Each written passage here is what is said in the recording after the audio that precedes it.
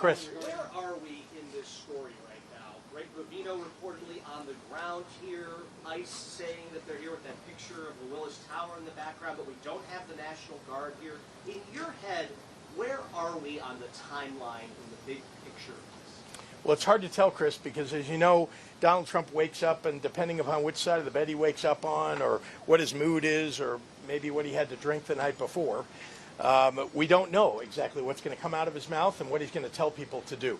Here's what we do know. ICE is somewhere on the ground here. They already have been effectuating their plans. We have not seen the bulk of those ICE agents yet in communities, but we have seen some.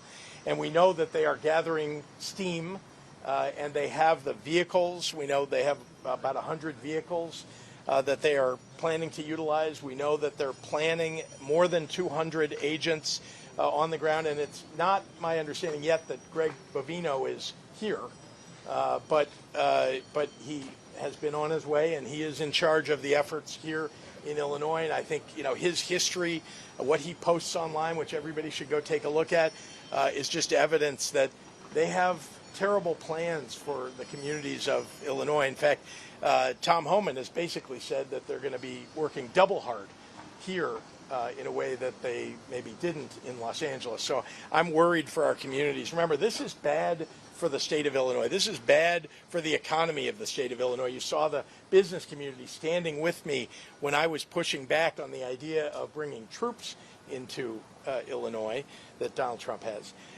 And as far as I'm concerned, the ICE needs to take it down about 3 notches.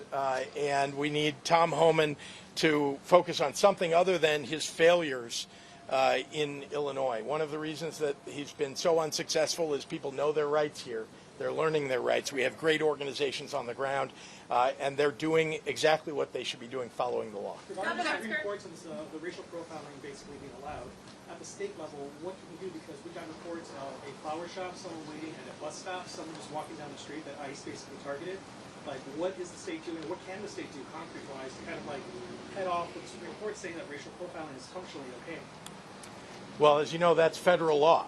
And so, as you know, there is the supremacy clause that essentially says federal law trumps state law, period, end of sentence. And so what we can do is make sure that people know their rights and that they're staying out of the way.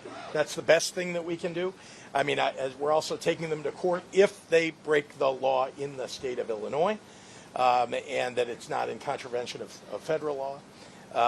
And so, we're frankly standing up and speaking out and ready to take them to court and do everything that we can to protect the people who live here from what Donald Trump is trying to do, which is to disrupt the country, not because he's going after criminals, but because he has a nefarious plan, frankly, to bring military into cities so that ultimately in the 2026 election, people will be normalized to the idea of militarization during the next election so that he can affect the outcome of that election.